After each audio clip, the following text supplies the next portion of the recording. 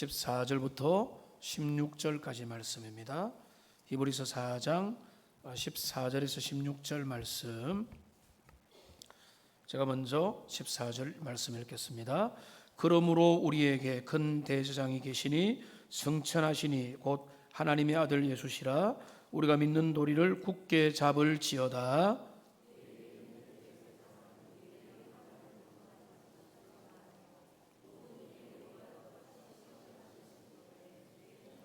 함께합니다. 그러므로 우리는 긍휼하심을 받고 때를 따라 돕는 은혜를 받기 위하여 은혜의 보좌 앞에 담대히 나아갈 것이니라. 아멘. 오늘날 우리 시대는 그 어느 때보다 개인적인 고독감과 어떤 고립감들이 더 깊어진 시대를 살아가고 있습니다. 예전에도 그랬겠지만은 마을 단위로 살고 마을 공동체가 형성되어 있던 그때에 비해서 오늘날은 그런 고립이 훨씬 더 심해졌습니다. 이런 것은 우리가 다들 잘 살고 있겠지라고 하지만 몇몇 통계 조사를 보면 더 분명하게 나타납니다. 작년에 고독사로 죽은 사람이 3,600명을 넘어섰습니다. 그리고 그러니까 이 3,600명이 고독사로 죽었다는 것은 그들 가운데 사회적 연결망이 아주 끊어져 버렸다라고 하는 그런 의미가 되겠습니다. 또 이제 이 한국 사람들 중에 10명 중에 7명은 외로움을 최근에 느꼈다라고 대답을 했습니다. 우리 중에 7명입니다. 10명 중에 7명은 외로움을 느낀다. 그리고 여러분 알고 있는 것처럼 1인 가구가 우리나라의 3분의 1을 넘어서게 되었습니다. 제일 높은 가구 형태가 1인 가구로 바뀌고 있습니다. 특별히 아주 꿈과 열정으로 아주 그 마음이 꿈틀거려야 될 청년들이 무기력함과 미래에 대한 불안함과 상대적인 박탈감과 경제적인 어려움들 때문에 의기소침하고 심리적인 고립 상태로 빠져드는 경우가 주변도 그렇고 통계를 보면은 꽤 많이 있습니다. 여러분, 이런 현상, 이런 삶에서 여러분 크고 작은 어려움과 실패와 유혹들을 여러분 경험해 이제 보면 어떤 현상들이 생겨나는가 하면 숨고 싶습니다. 다른 사람 얼굴을 보기 싫고 동굴 속으로 들어가서 아무에게도 말을 하고 싶지 않습니다.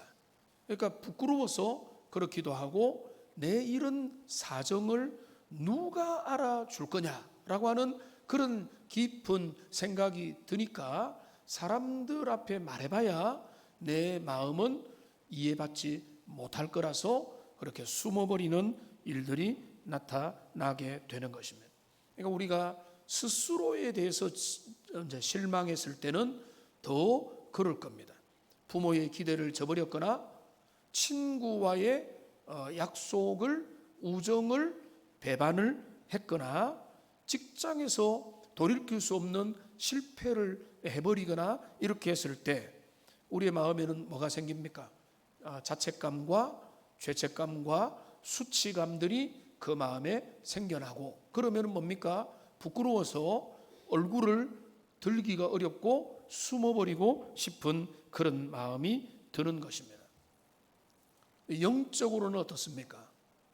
우리가 영적으로 우리가 뭔가 내가 부족하다, 못났다, 그리고 내가 실패했다, 무너졌다, 어떤 안 좋은 일이 있다 이러면은 우리는 부끄러운 마음이 들어서 내 연약함을 가지고 주님 앞에 나가기보다는 하나님 앞에 마치 죄를 지은 아담과 하와처럼 벌거벗은 몸을 숨기려고 숨어버리려고 하는 우리의 모습들이 있는 것입니다. 내가 영적인 컨디션이 안 좋으면 더 주님 앞에 나와야 되는데 컨디션이 안 좋고 마음의 방황이 되면 교회도 등지고 예배도 이제 아주 이제 멀리하면서 자꾸 피하고 도망가는 그런 선택을 하는 경우가 있습니다. 우리가 약하기 때문에 그렇죠. 내 부족함, 내 열등감, 나의 자책, 내 왜 이랬을까? 내 앞에 왜 이런 일 할까? 내 자녀 왜 이렇게 못났을까? 여러 가지 일들이 생길 때 우리는 숨고 싶은데, 오늘 말씀은 전혀 다른 초청을 우리에게 하고 있습니다. 숨는 게 아니라 오히려 그분에게 나오라는 거예요. 너희가 부끄러울 때, 너희가 수치와 염려와 자격지심으로 벌벌 떠는 그 모습을 가지고 대장 되신 그분에게로 나와서 그분 앞에서 오히려 위로를 받고 공감을 얻고 그분 앞에서 회복되어야 된다. 오늘 이 본문의 말씀은 너무나 위대하고 소망 있는 말씀일 뿐만 아니라, 오늘 많이 나는 하나님 앞에 자격이 없어, 주님 앞에 못 나가겠어, 나는 어쩔 수가 없어, 내가 좀 준비돼서 주님 앞에 나가야지 라고 하는 분들에게는 오히려 이 말씀을 통해서 그게 아니구나, 내 모습 그대로 우리 주님 앞에 나아가는 것을 우리 주님은 너무나 기다리고 계시는구나 라고 하는 것들을 오히려 우리가 살펴볼 수 있는 그런 은혜가 있으면 좋겠습니다.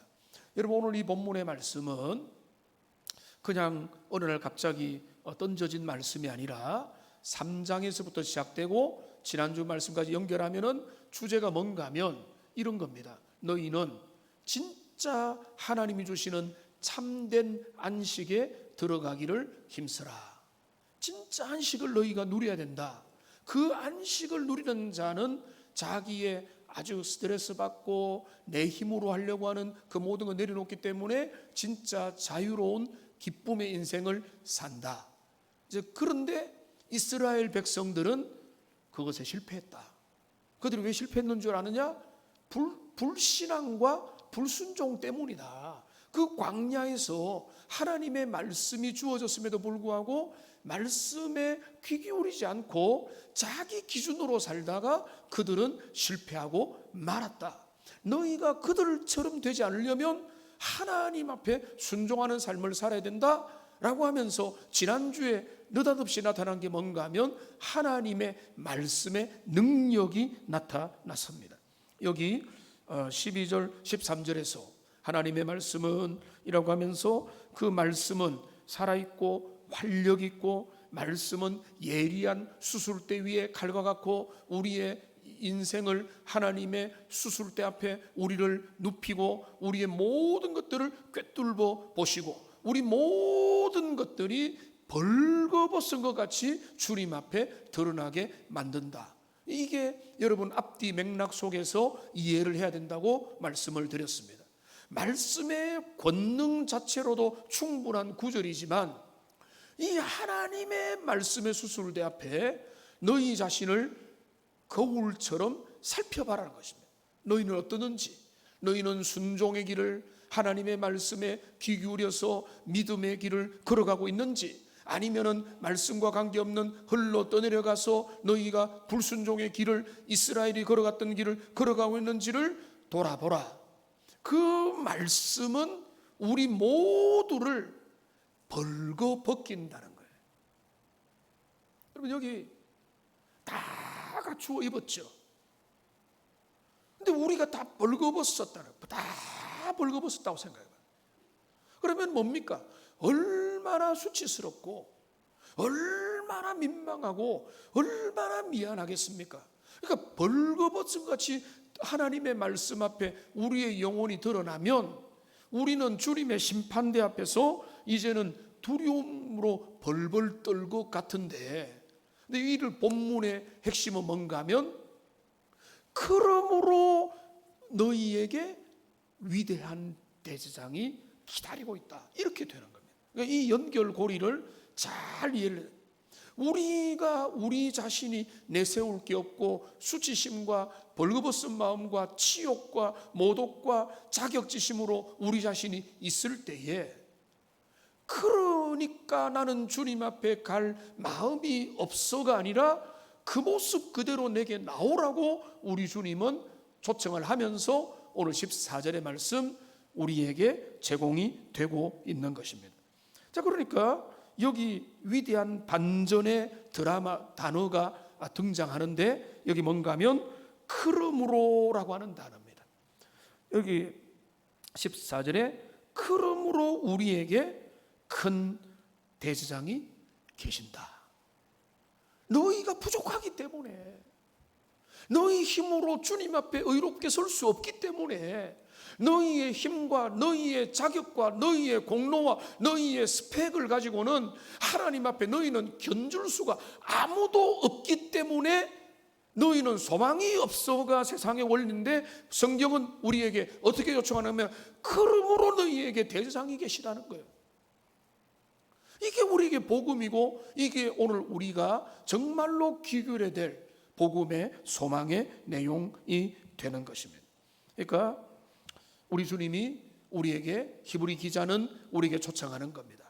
너희의 삶의 모습을 적나라하게 한번 비춰보고 너희의 수준을 살피고 너희의 마음의 경량과 의도를 확인해보라. 무엇을 가지고요? 주님의 진리의 말씀으로, 그 말씀의 빛으로 너희를 비추어 보고 너희의 모습의 모든 흠과 부족함과 티끌과 이 모든 악성 종량들과 문제 있는 모든 부분들이 다 수술대 위에 검사대 위에 드러나는 것처럼 말씀 앞에 우리가 벌거벗은 것처럼 드러난다면 그 다음에 뭡니까? 그거 가지고 주님 앞에 나오라는 것입니다. 이렇게 되는 거예요. 너희가 그렇게 드러났네, 그러니까 나는 부끄럽네, 숨어야 되겠나가 아니라 그 모습을 인정하고 그리스도께 나오라는 거예요. 그분 앞에 담대히 나아가면 거기에서 회복이 있고, 거기에서 우리가 위로를 받고, 거기에서 우리가 다시 소망을 얻는 우리의 믿음이 거기에서 확보가 되는 것입니다. 오늘 이 말씀은 그래서 위대한 구절입니다. 우리가 우리의 위대한 그분 앞에 나가야 될 이유 두 가지가 있는데요, 첫째는 뭔가 하면 거기에 우리의 위대한 제사장이 계시기 때문에 그렇습니다. 우리가 담대히 그분 앞에 나아갈 이유는 거기에 계신 분이 위대한 제사장이기 때문에 그렇습니다. 여러분 14절 말씀해 보십시오. 이렇게 되어 있습니다. 그러므로 우리에게 큰 대제사장이 계신다. 그렇기 때문에 너희는 말씀 앞에 볼 때 소망이 없는 존재라는 것들을 다 보이기 때문에 우리에게는 누가 계시는가 하면은 큰 대제사장이 계신다. 이게 히브리서의 주제거든요. 8장 1절에도 한번 보시면은요, 이렇게 되어 있습니다. 지금 우리가 하는 말의 요점은, 핵심은 뭐라고요? 이러한 대제사장이 우리에게 있는 것이라. 여러분, 다른 것은 주변에 이거는 다 사이드고, 정말로 중요한 것은 우리의 연약함과 우리의 부족함과 우리의 실패와 우리의 모든 억울함과 상처와 우리의 모든 감정에, 우리의 인간의 부족함에 대한 책은 뭔가 하면 우리 그리스도 대제사장 되신 예수 그리스도가 우리에게 계신다. 이게 우리의 믿음의 본질이라는 것입니다. 여러분, 근데 이분이 어떤 분입니까? 여기 보니까 큰 대제사장입니다. 큰 대제사장. 여기 크다는 것은 헬라어로 보면은 메가스라고 하는 건데, 영어에 메가라고 하는 거죠. 메가마트 이런 게 있었잖아요. 메가라는 것은 거대하다는 것입니다. 여기 큰 대제사장이라는 것은 위대하고 탁월하고 범접할 수 없는 지상의 제사장들, 그들도 대단하고 세상의 권력자들도 대단하지만은 우리가 믿는 대제사장은 압도적인 탁월함으로 우리 인생을 받으시는 너무나 위대한 존재라는 것입니다. 그분은 세상의 육신의 구약의 대장들과는 질적으로 다른 분이고, 세상에 견줄 수 있는 그 모든 존재들보다도 탁월한 존재로 계시는 분입니다. 이분이 왜 위대합니까? 왜 위대한 제사장으로 우리 앞에 계십니까? 여기 본문에 보니까 두 가지가 있죠. 그분이 지금 그분은 승천하신 분이십니다. 이 본문에 나오죠. 승천하시니라고 말했습니다. 그렇습니다. 우리 위대한 대장은요, 박제되어 계신 분이 아닙니다. 저 이스라엘 예루살렘의 무덤에 갇혀 계신 분이 아닙니다. 지금 고난을 겪고 죽음을 겪으시고 십자가를 넘어서 3일 만에 부활하여 하늘 보좌에 오르시고 하늘과 땅의 모든 권세를 잡고 지금도 인생과 역사와 만물을 주관하는 승천하여 보좌에서 인생을 다스리는 분이시라는 거예요. 그분이 위대한 이유는요, 지금 현실 권력자가 되십니다. 나중에 권력을 부린다, 그게 아닙니다. 지금 그분은 승천하여 권세를 보여주시는 그런 분으로 우리 가운데 계시는 제사장이시다. 그러니까 큰 대제사장이에요. 그 다음에 또 그분이 큰 대장이 두 번째 이유는 뭔가 하면, 여기 뭔가 하면은 하나님의 아들 예수시라고 말하고 있습니다. 하나님의 아들 예수입니다. 사람의 아들로 이 땅에 성육신은 하셨지만은 그분의 진짜 정체성은 뭔가 하면 하나님이세요. 하나님의 아들이니까 하나님의 동일 본질을 가지신 하나님이 되시고, 그러니까 이분은, 그분의 대장직은 영원히 이어지는 겁니다. 그러니까 여러분, 그러니까 지금 칼빈은 우리 종교개혁의 핵심 그런 어떤 신학자잖아요. 칼빈이 그 예수 그리스도의 대제사장직을 말하면서 이렇게 정확하게 말을 합니다. 그리스도의 대제사장직은 우리의 삶 속에서 끊임없이 흔들리는 믿음을 붙들어주는 닷과 같은 역할을 한다. 여러분, 너무 중요한 표현이죠. 여러분, 여기 오늘 본문 14절 뒤에 보십시오. 우리 건대장이 계신다. 그분은 승천하신 분이고 그분은 하나님의 아들이신데 우리가 믿는 도리를 굳게 잡을지어다라고 도전을 하고 있습니다. 여러분, 믿음의 근거를 어디에 두세요? 저는 이제 이해는 되고 불쌍하기도 하고 위로는 해주지만은 답답한 게, 사람들이 시험 들었다고 하는 말을 너무 자주 해요. 왜 시험 들죠? 믿음의 내용이 잘못돼서 그런 거예요. 여러분, 우리가 믿음의 도리를 붙잡는다는 것은 내 믿음이 사람이 아니어야 돼요.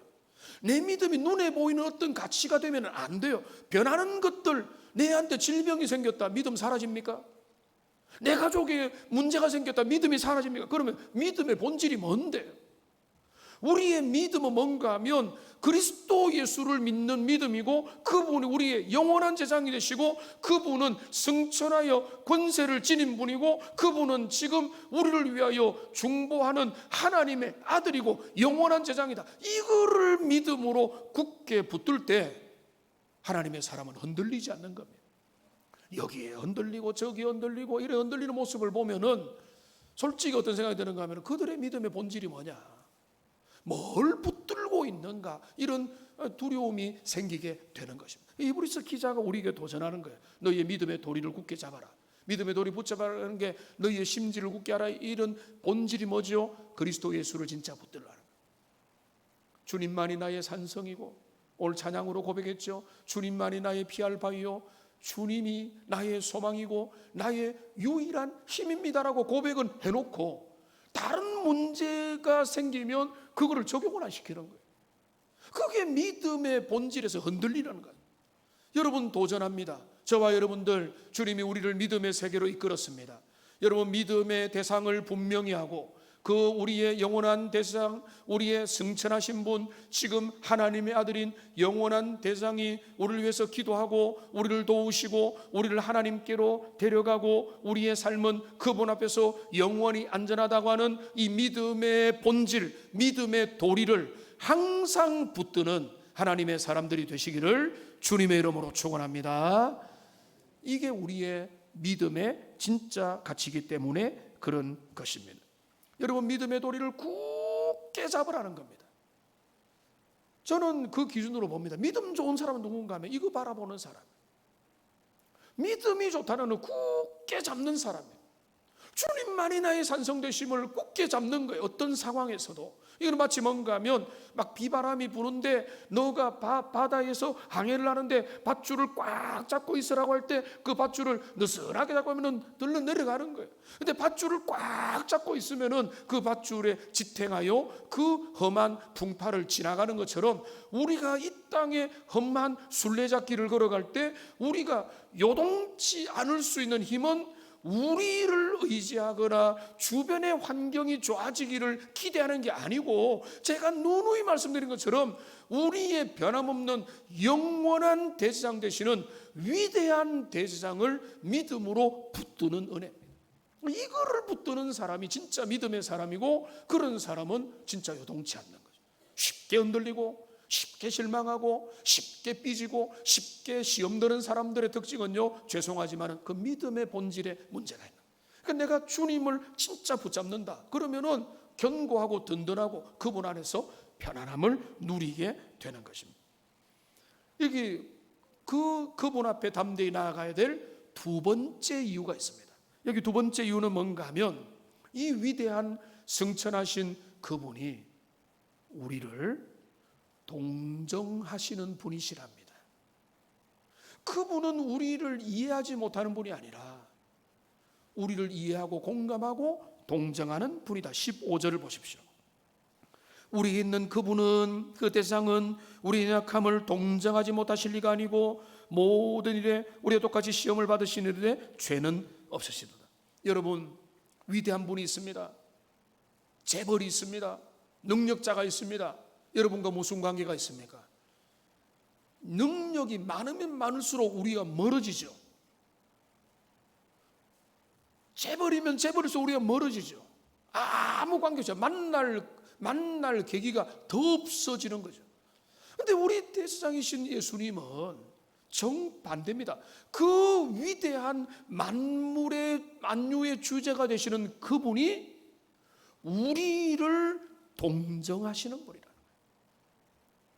여기 동정이라는 거는 뭐 얕은 동정심을 내게 보이지 마라 이런 말들 여러분 하기도 하는데, 그런 어떤 의미가 아니에요. 여기 동정하다는 것은 쉼페테사이라고 하는 헬라어인데, 쉼이라고 하는 거는 영공을 좀 해본 분들 알겠지만은 앞에 접두어 syn을 붙이면 이거는 함께라고 하는 그건데, 그 영어가 라틴어에서 나왔고, 라틴어는 당연히 헬라어에서 나온 겁니다. 그런데 이게 동정하다는 건 뭔가 하면 함께 공감하는 거예요. 함께 이해하고 함께 고통을 느끼고 함께 감정을 공유하는 것을 말합니다. 저는 우리 교회 권사님들, 우리 장로님 집사님들 보면은 공감력이 뛰어난 분들이 많이 계세요.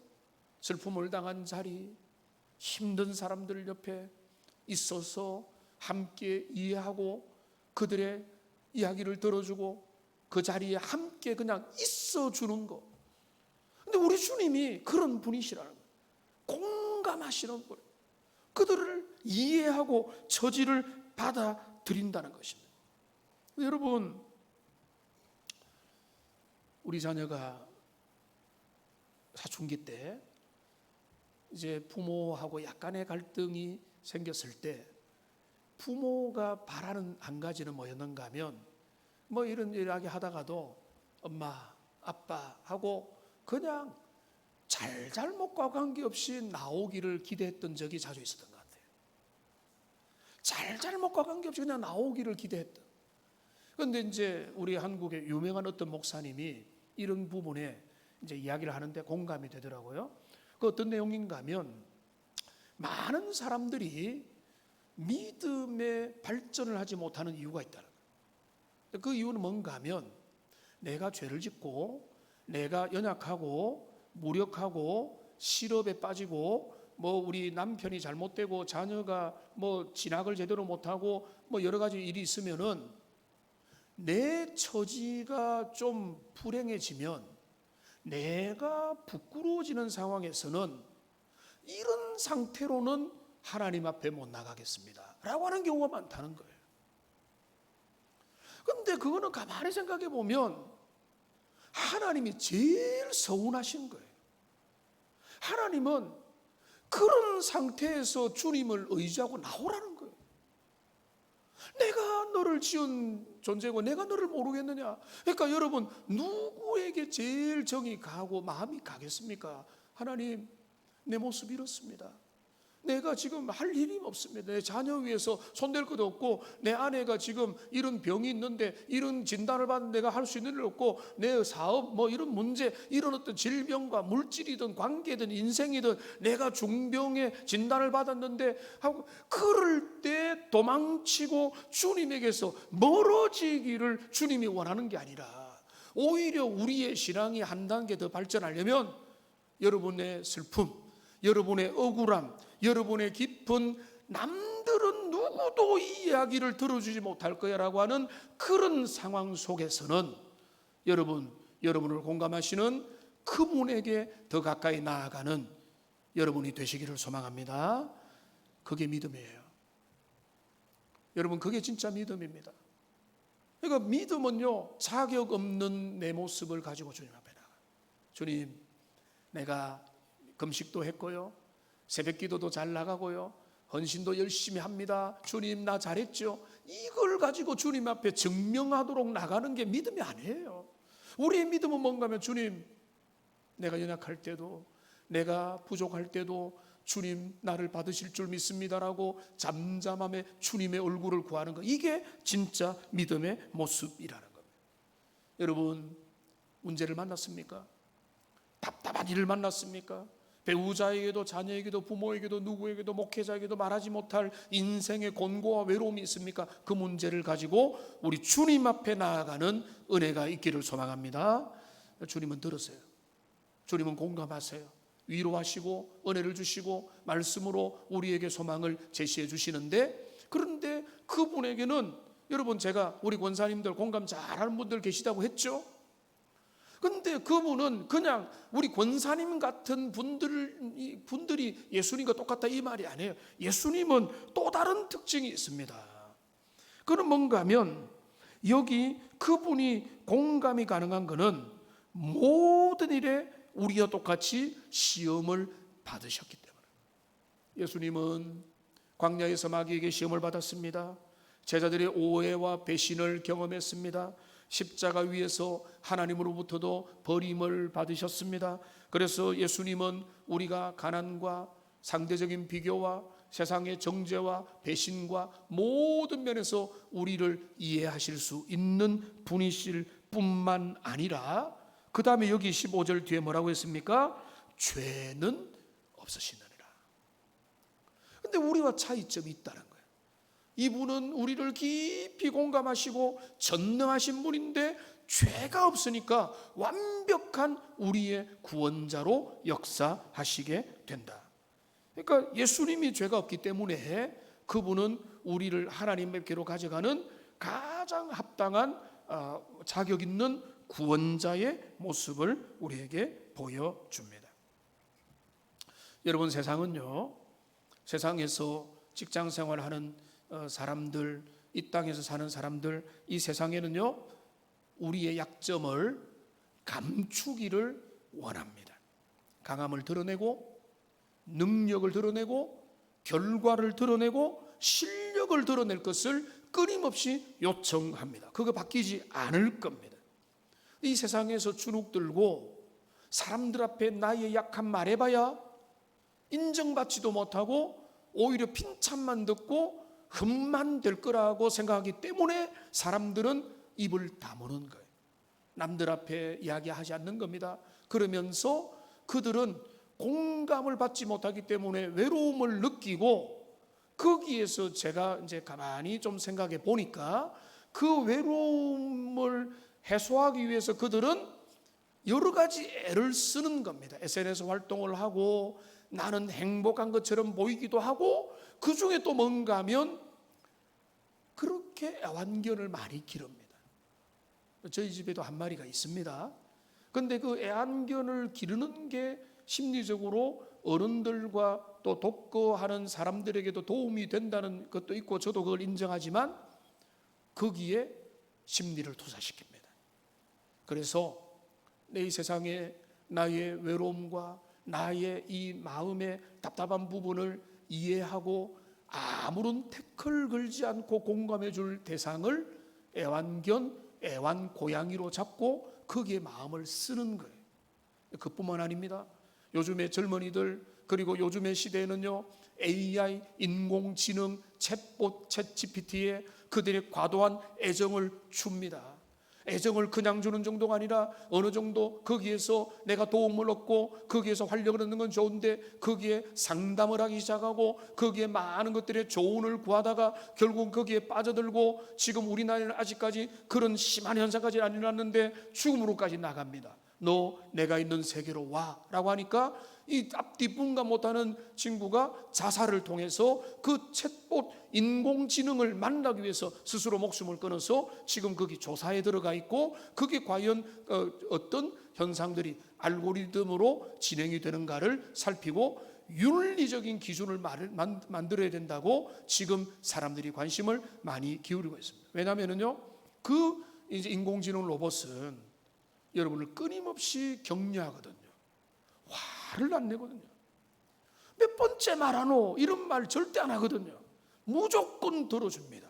그리고 무조건 상대방을 공감해줘요. 그렇구나, 그렇지, 화 안 내고 쉬었다 하자 말하네. 유료 결제만 하면요, 끊임없이 목소리도 다르게 해줘요. 내가 중음에, 고음에, 저음에, 남성에, 여성에, 사투리에 다 섞어서 해주니까 내게 필요한 말, 공감받는 말을 애완견에게, 애완고양이에게, 취미에게, 그리고 챗봇에게, 인공지능에게 투사하면서 그들의 답답함과 외로움을 거기서 위안 삼고, 실제로 우리나라 청소년들도요, 잠을 들면서 AI와 대화하면서 계속 대화하다가 잠드는 친구들이 점점 많아지고 있다. 여러분, 이거는 뭡니까? 그들이 위로받고 싶고 공감받고 싶지만은 그들이 끊임없이 오늘날 우리 시대에 잘못된 영원하지 않은 대상에게 그들의 마음을 투사하고 있기 때문에 그렇습니다. 왜? 이 땅에서 위로받기 어려우니까.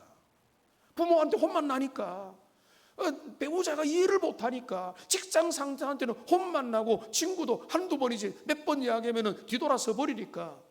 그러니까 다들 그 외로움을 자기의 방식으로 해소하기 위해서 그렇게 애를 쓰는데, 우리 주님은 우리에게 뭐라고 하시는가 하면 너무나 너희들 안타깝다. 그런 영원한 너희의 좋은 자, 너희의 상담자가 아닌 거기에 너희의 마음을 두지 말고 너희를 공감하고 너희의 모든 사정을 듣고 이해하는 그분에게로 나와라. 그분에게 너희의 마음을 시시로 이야기하라. 우리 주님이 들으신다. 그러니까 여러분, 오늘날은 가짜 대안을 만들어서 거기에 사람들이 몰입하고 내가 위로를 적당하게 받는 것으로, 가짜 위로를 받는 것으로 지금 우리가 살아가고 있는 것입니다. 우리 주님은 어떤 분입니까? 마태복음 12장 20절 보십시오. 같이 한번 읽어보겠습니다. 상한 갈대를 꺾지 아니하며 꺼져가는 심지를 끄지 아니하기를 심판하여 이길 때까지 하리니. 우리 주님은 여러분의 억울함도, 여러분의 답답함도, 외로움도, 깊은 슬픔과 고독도 주님께 가져가면 주님은 공감하고 이해하고 우리를 변화시킬 것입니다. 여러분, 여기 14절 15절을 살펴봤습니다. 14절 15절은 우리가 그분 앞에 담대히 나아갈 이론적 근거입니다.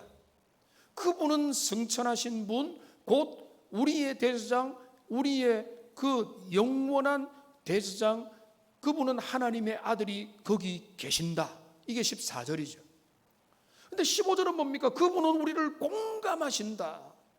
이게 15절이죠. 근데 16절은 뭡니까? 그러므로 그분 앞에 나아가자 이거예요. 14절과 15절이 이론과 근거라면 16절은 뭔가 하면 너희가 그렇게 실행하라는 겁니다. 선생님, 운동을 부지런히 하십시오.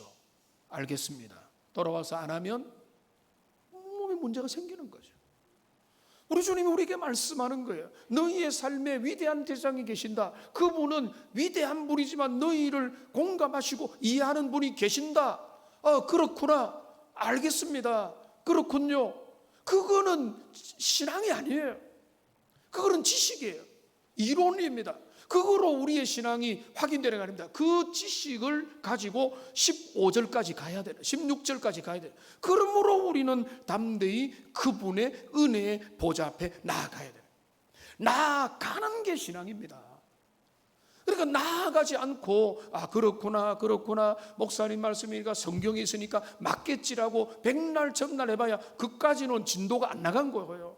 운동을 해야 되군요. 예, 알겠습니다 하고, 약을 드셔야 됩니다. 예, 알겠습니다 하고 챙겨와서 먹지 않는 거 똑같은 거예요. 그러니까 우리에게 뭐라고 합니까? 나가라는 겁니다. 그런데 여기가 몇 가지 너무 중요한 이 16절만 가지고도 한 편의 설교를 여러분 들어야 될 수도 있는데, 간단하게 살펴보면 어디로 나가야 됩니까? 여기 어디로 나가야 되는가 하면은 여기 말하고 있습니다. 은혜의 보좌 앞으로.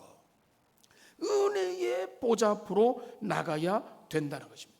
은혜의 보좌는 구약의 법궤가 있었던 시은소, 속죄소를 의미하는 것입니다. 율법에 의하면은 죄인은 하나님 앞에 그 자리에 설 수가 없습니다.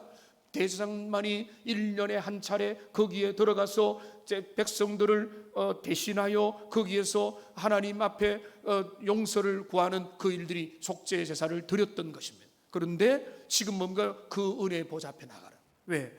우리는 자격이 없지만은 우리의 모든 것들을 해결하신 그리스도 예수가 참된 위대한 영원한 대상으로 계시기 때문에 그분 앞에 나가라. 그러니까 우리가 이제 이거를 우선 생각해야 되고요. 어떻게 나가야 되는가? 우리가 그분 앞에 어떻게 나가는가? 여기 보면은 중요한 기준이 있습니다. 그 은혜의 보좌 앞에 뭐죠? 담대히 나아갈 것이니라. 한번 따라합시다. 담대히. 여러분, 담대히 나아가라는 겁니다. 담대히 나아가는 게 믿음이에요. 근데 이 담대히라는 거는 뻔뻔하게와는 전혀 달라요. 교만한 자를 물리치는데 어떻게 뻔뻔하게 나아갑니까? 담대히 나아가는 것은 내 의를 의지하는 게 아니라 그리스도의 의를 통해서 내가 하나님 앞에 받았다고 하는 법적인, 합법적이고 당당한 권리로 나가는 것입니다. 여기 10만 원을 내어 들어가는 아주 멋진 식당이 있습니다. 나는 돈이 없어요. 누가 내보고 10만 원짜리 티켓을 줍니다. 그러면서 여기 한번 가세요 라고 했어요. 그러면은 내가 내 사정과 형편 때문에 앞에서 빌빌거릴 필요가 있습니까? 아니죠. 티켓이 있잖아요. 티켓을 들고 단계히 나가는 거예요. 그게 담대히 나가는 자의 본질입니다. 그러니까 우리가 주님 앞에 나갈 때 믿음이 약한 사람들 뭔가 하면 내가 자격이 있느냐 없느냐를 자꾸 놀아야 하는 거예요. 근데 우리가 아버지 앞에 받는 거는요, 여러분이 조금 착하다고 해서 나갈 수 없습니다. 내가 남들보다 조금 괜찮다고 해서 주님이 여러분을 잘 받아주는 게 아니에요. 하나님이 우리를 의롭다고 해주시는 것은 오직 그리스도 예수만을 의지해서 그분 안에서만 우리가 주님 앞에 의롭게 될 수 있어요. 그러니까 우리가 주님 앞에 나가는 것은 나는 자격이 없지만 그리스도 예수의 공로를 힘입어서 주님 앞에 담대히 나아가는 그게 되는 것입니다. 여러분, 언제 왜 나아갑니까? 여기 나와 있습니다. 긍휼하심을 받고 때를 따라 돕는 은혜를 얻기 위하여. 여기 긍휼을 받고 은혜를 얻기 위하여 그분 앞에 나가고요. 그 다음에 여기 언제 나가야 됩니까? 때를 따라. 여러분, 때를 따르는 것은 인생 사계절을 다 따라. 봄과 가을에도 주님 앞에 나가서 주님 감사합니다 하고, 여름과 겨울 혹독한 폭염과 그런 혹한으로 힘들 때라도 주님 앞에, 인생의 모든 계절에 주님 앞에 나아가라, 이렇게 말씀하는 겁니다. 이 말씀을 정리하겠습니다. 여러분, 이 말씀을 통해서 여러분에게 간단하게 적용하기 원합니다. 여러분, 하나님 앞에는 숨지 마십시오. 여러분, 사람들 앞에 숨는 거 이해가 될 수 있지만 하나님 앞에는 여러분의 실패와 부족함과 연약함과 모든 무능함을 감출 이유가 없어요. 주님, 내 모습이 모습입니다 라고 내어놓기 바랍니다. 그 다음에 또 하나 적용하는 것은 여러분 기도의 방향을 좀 바꿔보십시오. 여러분 기도는 그냥 막연히 하는 것이 아니라 하늘에 계신 보좌에 계신 은혜의 보좌에 계신 그분 앞으로 나가는 것이다. 그 은혜의 보좌에 계신 그분 앞에 믿음으로 나가는 게 기도다. 그러므로 우리가 애완견 기르지 말라는 말 아닙니다. 그러나 애완견, 애완고양이, 그리고 이 세상에 거짓된 헛된 영원하지 않는 위로에 우리의 마음들을 지나치게 몰두하는 것이 우리의 위안이 될 것 같지만 그건 결코 위안이 안 되고 위대하고 거대하시고 그런데 우리를 공감하시는 그분에게 매 순간 인생 사계절에 나가는 하나님의 사람들이 되시기를 주님의 이름으로 축원합니다. 기도하겠습니다. 살아계신 하나님 아버지, 오늘 주님의 말씀을 통해